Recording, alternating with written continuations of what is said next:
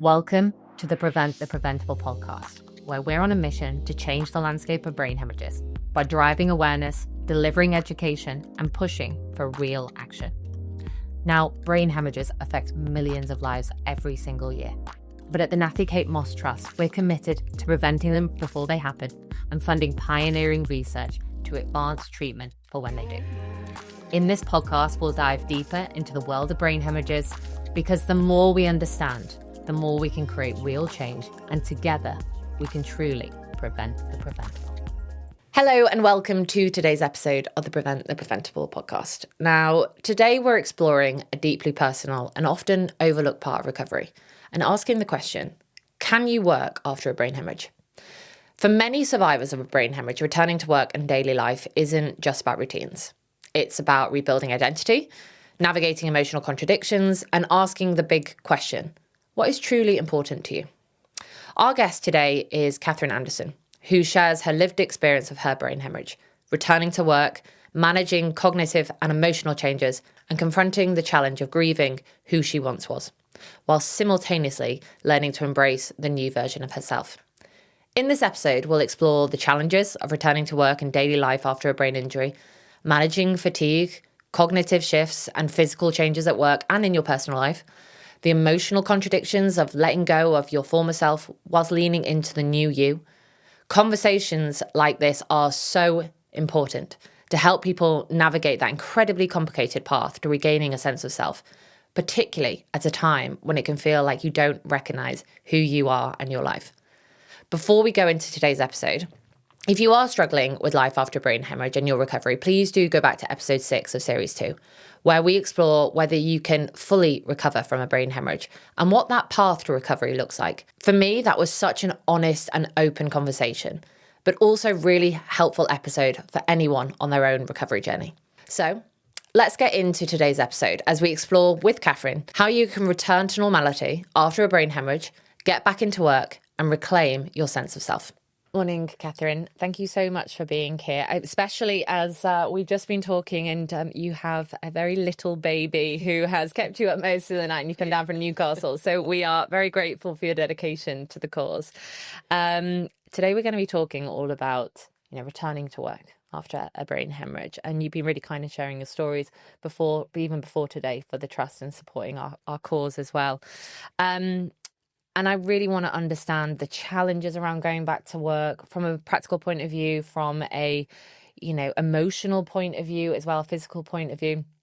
But in order for us to really understand your story, could you tell us a little bit more about what happened to you when you did experience your brain hemorrhage?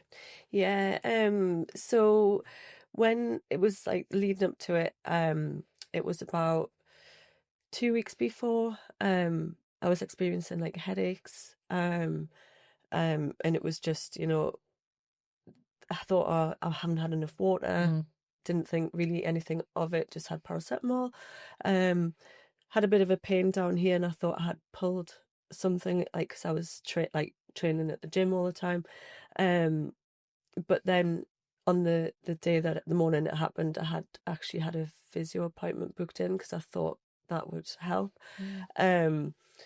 And then I went and done like a cold water sea dip. And bearing in mind this was in December, so it was like dark, freezing cold. And went in the sea, and then all of a sudden just felt different, felt strange, didn't know what was going on.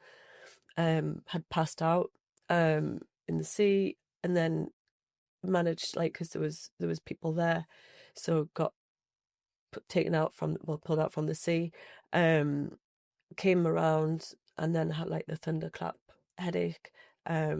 Still didn't know what was going on. Thought, I don't know, I thought I was dying. I just didn't know what was going on. Trying to be sick, but the pain, the pressure in my head, it was just horrendous. And I just thought, if I get to my mum and dad, they'll know what to do. Like, I didn't think I need to go to the hospital. I just wanted my mum and dad. Got a lift, went to my mum and dad's, went in, woke them up and said, something's happening to me. I don't know what's going on. And they thought I had hypothermia because I was like shaking. So then they said, like, we need to pour a bath, she's, warm her up. And just knew then I was like, the pain was that bad and I needed to get to the hospital. So they rang an ambulance, and there was an ambulance in the area at the time, which was so lucky. I got taken to the hospital. And then the pain, the lights, the noise, the bangs, of everything, just still not knowing what's going on. They examined me, and then I went in for a scan, and they came out and said, "You've got a bleed on the brain." And just couldn't believe the words they were saying. And my hair was wet. I couldn't understand why my hair was wet, because I didn't know that I had passed out. And then they said, "We're going to have to transfer you to the RVI, which is the Royal Victoria Infirmary in Newcastle." I got rushed to the RVI, and then the accident and emergency. It was there that they said, "You've got 3 outcomes. It's stroke, survival, or fatality." And I just couldn't believe the words that they were saying, because it was like so scary. Yeah. Sorry. No, I'm sure that was horrendously scary. You're already in a lot of physical pain. Yeah. Someone to come to you and say that is petrifying, really. So I can totally understand the emotions that you're feeling now as well. No, and I think that's really fair. It just proves that it's horrendous. It's scary, even if you do survive. Even in life changes. And that moment anytime you hear bad news, you hear somebody kind of suggest of, those 3 options are your potential outcomes now, is petrifying. Yeah. So, no, absolutely. Yeah. So I just remember I can remember pretty much, well, everything. Obviously there will be bits that I've forgotten. I was on intensive care. I was in hospital for a total of 3 weeks. I was on intensive care for 2, because I was on there, and then I was recovering, and then it kind of took a turn for the worse. So then I got put back on intensive care, and then started to recover again, and went back onto the ward, and then home. No pain relief could even could take that pain away. And how long did that pain kind of was it those immediate few hours? Was it days? Was it weeks? Days. It was like over even like Christmas Day, Christmas Eve, Christmas Day, New Year's Eve, New Year's Day, but there's nowhere else I would have wanted to be. Like I didn't think, "Oh, I want to be at home." Like I was like, I felt safe. And I didn't want to leave when it came to the day. Yeah. So what was recovery like then once you left hospital? Yeah. Because what's the timescale we're talking about here? So this happened in December 23. 23. Yeah. So you've then left hospital after 3 weeks. Yeah. What did recovery in those first few weeks and months look like for you? Well, it was just, like when I initially left the hospital, with my mum and dad, we're in the car, and it just felt really strange and scary. I was sat on the bed, and I just said to my dad, "I don't want to go."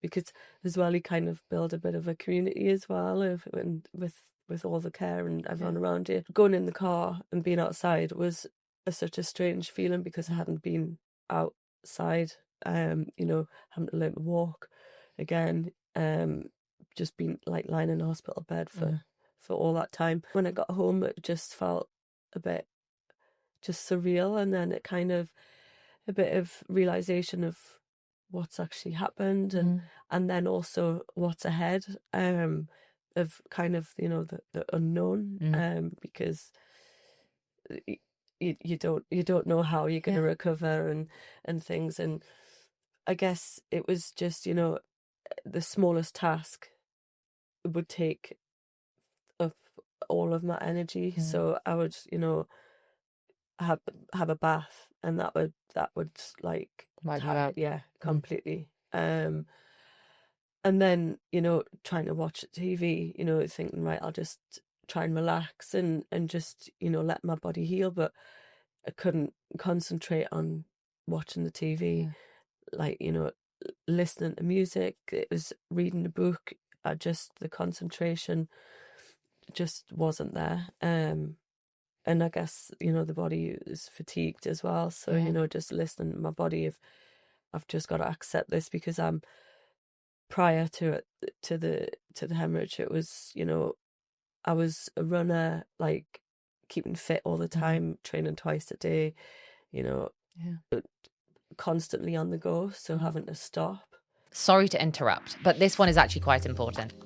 We often get asked, what's one thing that you can do to help reduce your risk of a brain hemorrhage? Well, the answer is actually pretty straightforward. Check your blood pressure. And here's why. High blood pressure is one of the leading causes of brain hemorrhage. High blood pressure can affect anyone, and a third of the population has high blood pressure, and 50% of those people don't even know.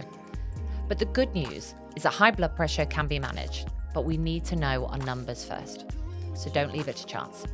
We've made it super simple for you to remember. Sign up to our free monthly reminder service and we'll nudge you to check your blood pressure every month.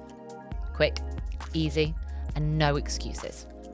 Tap the link in our show notes to sign up for your free reminders now, because if you can prevent it, why wouldn't you?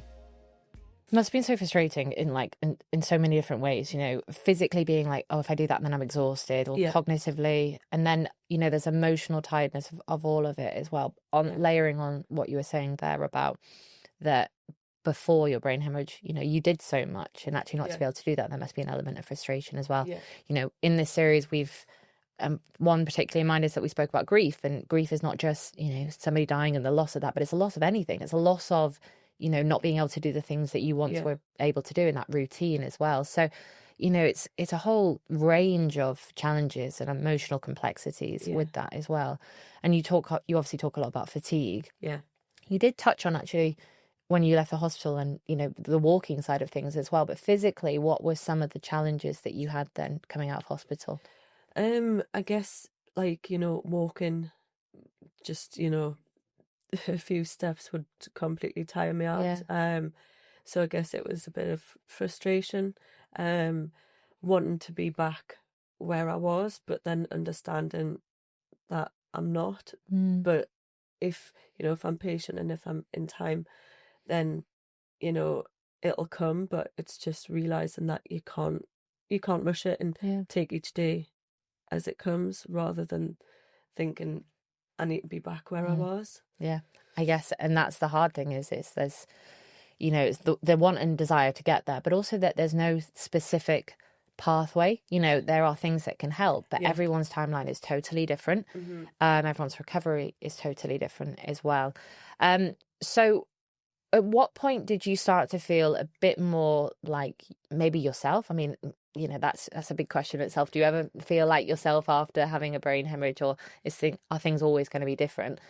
But to a point by which you thought, okay, I can start to return to do things that are more of what my life used to look like, i.e. going back to work. When did that start to feel like a potential step that you could take? Yeah, I guess when the fatigue kind of eased as such, it was, you know, it was still there for a long time, but it was kind of like you could feel it like lifting. But also because I'm like to have a routine and structure in my day, I didn't have obviously any of that. And I felt like, you know, that was coming back, and I wanted to, you know, get back to work and kind of and slowly adapt back to that life. And you know, I would my workplace, my boss, you know, everyone, colleagues, so supportive, like absolutely amazing. You know, they said to me, you tell us when you want to come back, like it's like life's more important than work. So, you know, then they didn't really communicate and stuff with me because they wanted to leave me. So I didn't think, oh, that they're talking because they want me to come back and for me to feel pressured. Because that was the last thing that they wanted to do, is put pressure on me.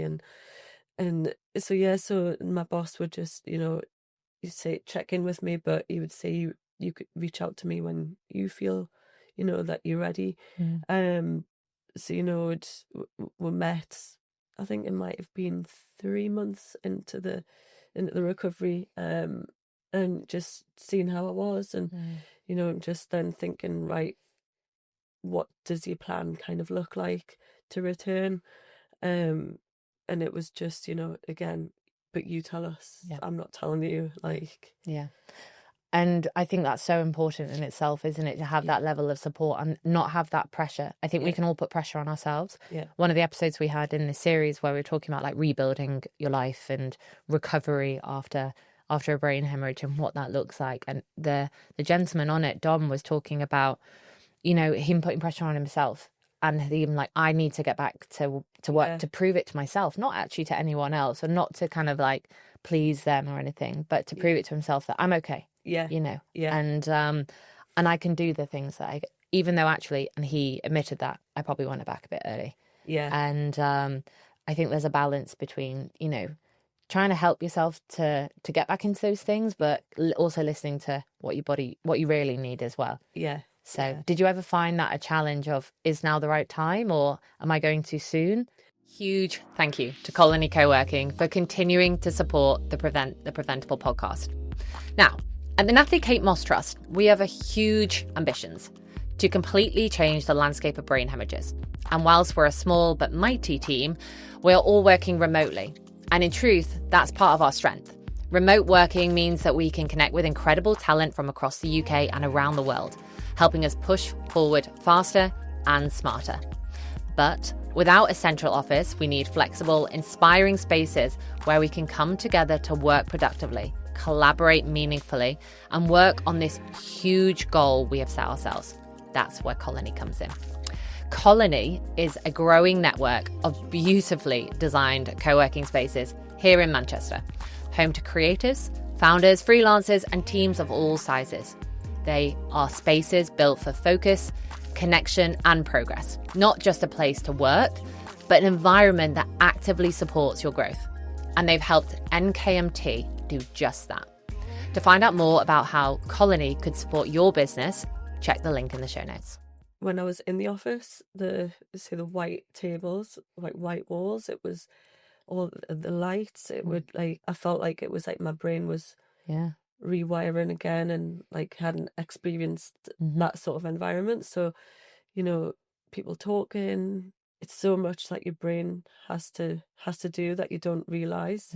Use a laptop, using a screen, spreadsheets, colors on the spreadsheets, and it would really hit my eyes. And you know, another thing, is this going to always be like this? Will I not be able to use a computer for a long time? Or but it eventually, you know, as time went on, it got better. And I just did it very gradually. So I would just do like 2 half days a week, and then build those up to like 2 days, and then like no, or then every other day. And then if I felt like, you know, I couldn't do that next day because I was sort of fatigued from the day before, my boss would say, you know, just swap a day if you want. You know, it's entirely up to you. Yeah, I imagine there's layers of the challenges. Not just, we've spoken about fatigue quite a bit, and you mentioned it there as well. So it's one thing to say, okay, well, I'll only do a half day here and a half day there, and that'll help me manage the fatigue. But to your point before, there's so many other challenges that can potentially arise, such as the lights, such as the computer screens, such as the white tables, maybe the noise in the office, you know, all the things that maybe you necessarily didn't even expect when you thought, right, I'm going to go back to work as well. So beyond the ones that I've just listed there, what other sort of like physical or, you know, even emotional, mental, cognitive challenges did you kind of face when you went back into the office? Even getting to the office, because I couldn't drive for 6 months. So, you know, getting up even earlier to then get like public transport to get up to the office. That in itself would just tire me out. But you don't think it at the time. You think, well, I'll just get the train, and I'll be at the office, and I'll just get my work done, kind of thing. But and then even working at home as well, like I do both office and home. You know, it's still the computer screen, you know, and the spreadsheets, the colours. And which you don't even think, I mean, I get tired sometimes just traveling around, so you wouldn't even think of that, right? So I think it sounds to me like you had a lot of support going back, you know, with all of these different elements and all these different challenges, whether it's, you know, traveling in and being tired, you know, the extra challenges that I mentioned before. But it sounds like you had a great boss who could support you. Yeah. If somebody is listening to this, who is a manager of a company, who is a director or whatnot, and potentially they have had somebody experience a brain hemorrhage, a brain injury, or something else that's really disrupted their life and means getting back into work is really difficult. What do you think that your team, your manager did really well to support you that those listeners could potentially learn from? Putting it in a perspective of life's more important than work. Yeah. So showing empathy and understanding is key, and you know, it's respect and everything, and then, you know, then that all just, it all comes together, because then you feel valued, you feel respected, and you feel like wanted as well, you know. And it's just like, I guess it's, I have, like, you know, read on support groups and things of stories of, you know, you better come back to work, you're not going to get paid, or, you know, and you don't need that sort of pressure or I guess attitude to, like, you know, it's not supportive, and you need the support, because then it's only going to help in the long run, because it's going to help you recover. Yeah, absolutely. And I think that's really, really key, isn't it? Because as soon as you give somebody that respect of the, you know, you've been through something huge already, you don't need this extra stress of actually needing to come back. The rest of the pieces of the puzzle are more practical support. You've already mentioned things like, you know, being flexible with work. You know, how do you want to come back? You know, is it full time? Is it 2 half days a week? You know, moving those days around, being really, really flexible. I think it sounds really, really key as well. So it sounds like, you know, from a work perspective, that you got a lot of support, you know, really. What about your sense of like self doing that? Because I imagine there must have been huge frustrations going back, that going, oh, well, this is tiring me out more than it did before, or I can't do this bit of work that maybe before I could have done, you know, a click of a finger. And your work, the way you did your work, not necessarily the quality of your work, but how you approach your work would have been hugely different. Was that really confronting for you?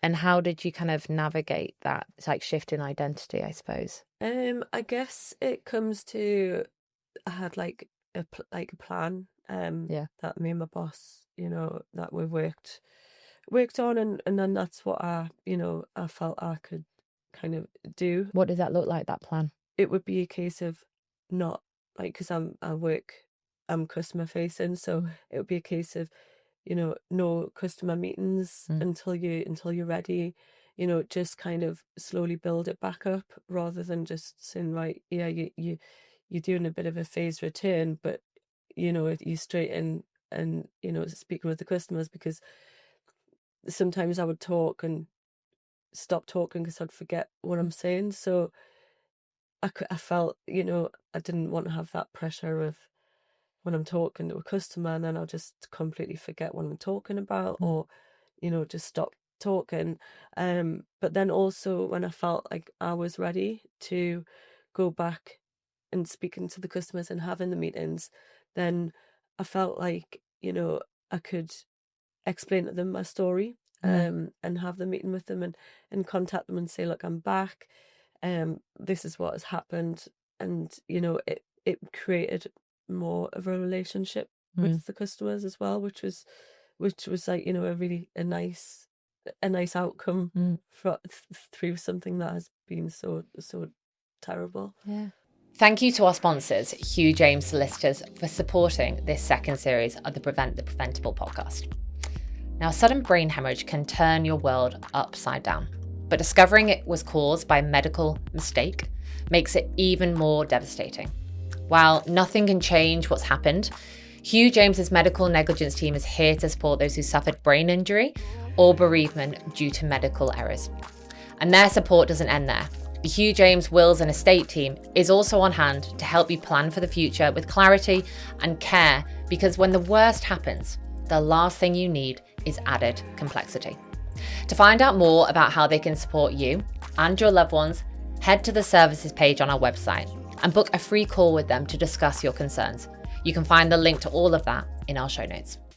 It's more personal then, isn't it? You know, you're a real person. We all go through challenges at times in our life, and it's a lot more relatable as well. But I think that's, you know, just even that in itself of going, okay, well, I'm not going to do that piece of work. If you can break down all the different tasks that you have as whatever role somebody might be in, whoever's listening to this, what is it that's really going to fatigue me? Where is it that I feel okay, and how can I build that up bit by bit? I think it's really important. Did you face any other challenges going back, like, for, I don't know, even like emotional point of view? How did you find that going back in? And I know from even personal experience, or even anecdotally from other people, when they've been through something, and then every time they go back in and they see someone, or they then speak to another customer, they have to retell the story, and they have to relive it again and again.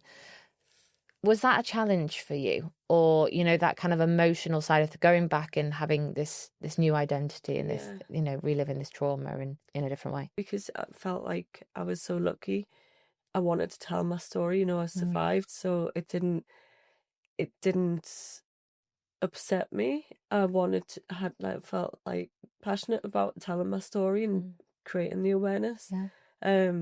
Because as an example, a colleague, her husband had exactly the same as me, only about 3-4 months ago. Wow. And because of my story, she knew the signs, she knew what was happening, and she ran for the ambulance, and like she got like a mother-in-law to come round, and she said, "Oh, like, he's all right, he's just had a migraine," and she was like, "No, we need to ring an ambulance, like, I know the signs, I know what's going on." And because of that, he's okay. Great. I think that's one of the most important things, isn't it? It's knowing the signs. It's actually taking quick action. And I think what you're doing, Catherine, is really admirable, because I think a lot of people will, to the question that I had before, sometimes every time someone asks you, you're reliving it, and that's really painful. And it's really brave to keep talking about it, to create that awareness, to help other people. It's very selfless in many ways. And, well, not in many ways, it is very selfless. And actually, even just by you talking about it, hopefully, well, and it has, hopefully saved, that guy's life. And, awareness is so incredibly important about something like this. That's why we're so grateful to kind of have you here today. And actually, you're a great example of, we do get a lot of people asking, what's recovery like after a brain hemorrhage? Can I recover? Can I live my life as it was? Can I go back to work? And everything that you're speaking about today, it just demonstrates that it's hard. It's really hard. There's lots of challenges that you probably don't foresee. But it's possible. And it's different, but it's possible. Absolutely. And actually, there are some, I suppose, positives to come out of it, i.e., you might have saved someone's life by doing that as well. I'd love to kind of understand, though, like, your perspective on things, your perspective on, like, what matters, your perspective on life. How much has that shifted and changed since you had your brain hemorrhage? It has changed a lot, because, like I was saying, I was always on the go, 100 miles an hour. Didn't want to sit down and watch a film. Like, that would just be kind of like my worst nightmare. Always wanting to be on the go all the time. But I genuinely believe that it happened to say, you need to slow down, you need to stop.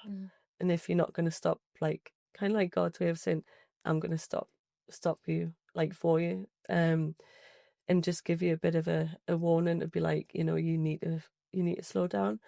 But also, I think as well, it's kind of prepared me for the pregnancy, and having a baby, to slow down and accept your body changes and things. And I think it's all kind of part of your journey. Path. Yeah. I think that's a really beautiful way of looking at it. Like, this is my journey, and this is, sometimes something's preventable, and obviously as a charity we want to prevent these from happening. But I think when we can shift the lens on what's happened and the perspective of what has happened and see what's come out of it in a really beautiful way. And I think it's a really great way to look at it. I think it's a really healthy way to look at it as well. I think it gives you a lot of strength to move forward. Yeah. But just as you alluded to there, obviously, so let's think about the timeline. So you had your brain hemorrhage in December 23. Yeah. And I'm trying to do my maths, but let's say by November 2024. Yes. You were pregnant with your little baby girl. Yes. Which I just think in itself is a fantastic, demonstration that you can go on to live your life. Yeah. You were 33, 34 when you had your brain hemorrhage. And I think for a lot of people, I'm 34.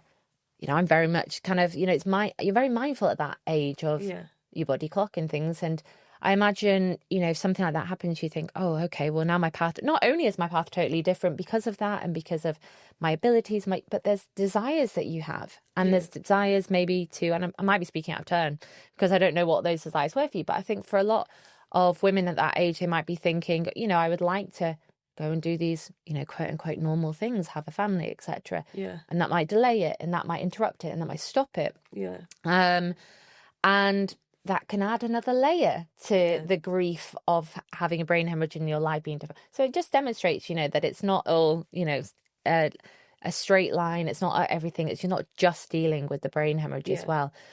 But I'm so pleased for you that you have got your baby girl Megan, is it? Yeah. And she's 13 weeks now, I think.